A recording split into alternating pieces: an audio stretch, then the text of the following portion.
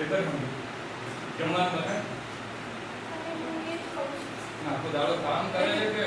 આરામે કરે છે હમણાં ખબર છે ને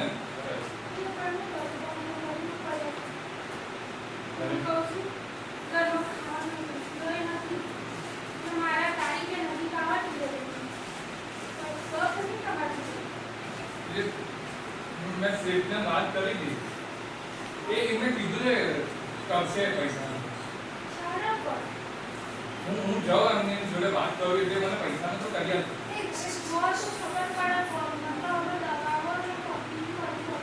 એવું તો આરામ કરજે હું આવું તો જેમ છે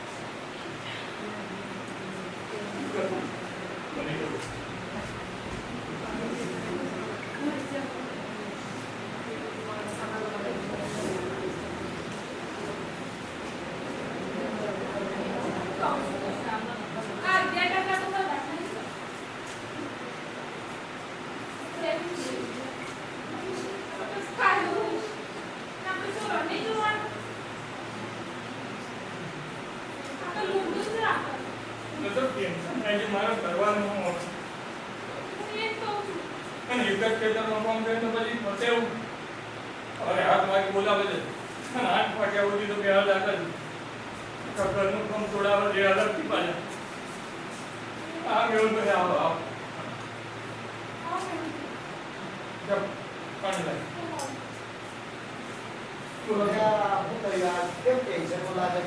છે થોડી ઘરમાં તકલીફ ચાલે છે એમાં ખેતરવાળા સાહેબ જોડે પૈસા લાવે 15% આલે અને તે ટેન્શન પૈસા ના આલે અને આ તારા પૈસાની કોણ જરૂર છે મારે ભાઈને આલા દિવસો જાતા મને તારીખ નજીક છે મને પૈસો ઘરમાં નહીં એટલે ભાઈ એમાં ટેન્શનમાં લેવાની કોઈ જરૂર નથી આપણા સરકારની બહુ બધી યોજનાઓ છે બહેનો દીકરીઓ માટે અમારે આજે પૈસો લેવાની કોઈ જરૂર નથી હા આ બહેનોની ડિલિવરી થાય ને ભાઈ પૈસા ભાઈ આ બહેનોની ડિલિવરી થાય ને તો સરકાર છે ને 5000 ની આર્થિક સહાય કરે છે હા એ વ્યાજ આપણ અરે ભાઈ સરકાર કોઈ દી વ્યાજ લે આ સરકાર તો છે ને આપણી પાછળ ઊભી છે દીવાલ બનીને આ તમે જ્યાં પણ અટકાવો ને ત્યાં વિવિધ યોજનાઓ તમારા કામ લાગે છે ભાઈ એટલે આ બહેની ડિલિવરી હોય ને તો આ મહિલાનું બાર અધિકારીશ્રીની કચેરી છે ને આપણે જિલ્લાની ત્યાં જઈને સંપર્ક કરી શકાય તો ઉત્તરની માહિતી મળી જશે અને ડિલિવરી વખતે તમે 5000 ની ડિલિવરીના માટે તમે 5000 ની આર્થિક સહાય મળશે મને 5000 રૂપિયા આપશે હા એટલે તું તારા શેઠના ત્યાંથી કોઈ પણ પ્રકારના વ્યાજી પૈસા લેતો નહીં અને એકદમ નિશ્ચિત રહે કે કોઈ પણ પ્રકારનું ટેન્શન ના રહેતો એની પેલી દવાઓને બધું મફત આવ્યું હા એટલે દવાઓને મફત બધું મળે જો આ તારા ત્રણ દીકરીઓ છે બરાબર અને જો સંજોગો મળ્યા એટલે ચોથી પણ દીકરી થાય ને તો એના માટે વહાલી દીકરી યોજના છે ભાઈ એમાં છે ને પછા ભાઈ વહાલી દીકરી યોજનામાં શું હોય તમને ખબર છે હા વહાલી દીકરી યોજનામાં તમારા 3 સંતાનો પૈકી બાકીના સંતાનોને પહેલા ધોરણમાં આવે ને તો એમને 4000 રૂપિયા અને પછી એક દીકરી 9મા ધોરણ બની 9મા ધોરણમાં આવે ને એટલે 9000 રૂપિયાની આર્થિક સહાય મળે અને પછી 18 વર્ષની થાય ને 18 વર્ષની શિક્ષણ અને લગ્ન માટે 1 લાખ રૂપિયાની આર્થિક સહાય મળે છે ભાઈ 1 લાખ એટલે તમે આ રાહતમાં ચિંતા કરો છો એટલે તમારે ચિંતા કરવાની કોઈ જરૂર નથી મારા ભાઈ આજે તો પેલા પૈસા ચાલુ કરી દેવું ને હા પાછા આપી આવો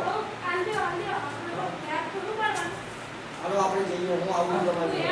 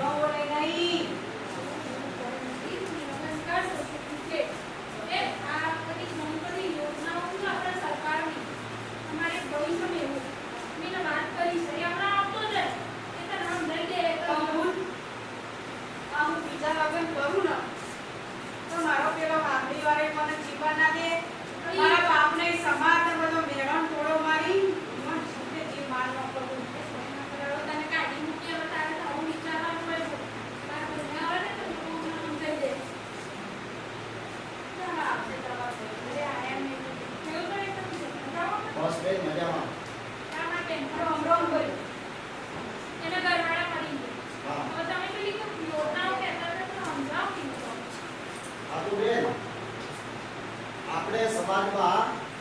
જે કે બેન વિધવા બને તો લોકો છે ને આપણી સમાજની સોસાયટી એવી છે ને કે એમને મેળા ટોળા મારે આપણે એવી વિધવા બેન આપણે રસ્તેથી નીકળતા હોય ને તો કે ભાઈ આવ શું કામ થાય આવી આપણી આપણા સમાજની લઘુતા ગ્રંથા છે મારા પ્રસંગોએ બોલાતોય નહીં ભાઈ બોલો એટલે બેન આવી સંવેદનશીલતા છે આપણા સમાજની કે જે સરકારે આપણને સાથ આપે છે એક યોજના દ્વારા, ગંગા સ્વરૂપ યોજના દ્વારા, કે જે બહેનો છે ને, જે બહેનો સમાજમાં પુનઃ લગ્ન કરે ને તો એમને 50,000 રૂપિયાની આર્થિક સહાય આપે છે. આ સહાય કેમ કરે છે ખબર છે તમને બેન? આ સહાય એટલા માટે કરે છે કે આપણા સમાજમાં બહેનોના જન્મદરમાં વધારો થાય, બરાબર, એમના શિક્ષણમાં વધારો થાય, એટલા માટે સરકાર ગંગા સ્વરૂપ યોજના લાવી છે આપણા માટે.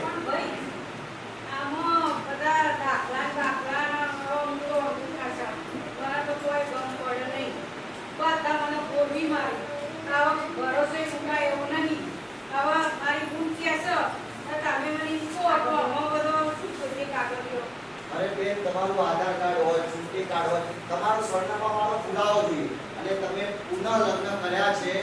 એનું પ્રમાણપત્ર લે.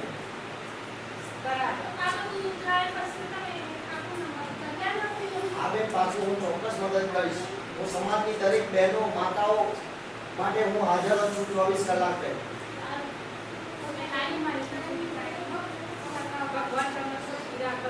હા બેન,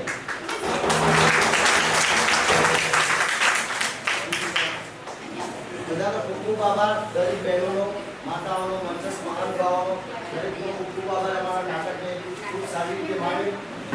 આ બધી યોજનાઓનો લાભ લેજો અને આપણા ગામની અંદર બહેનોનું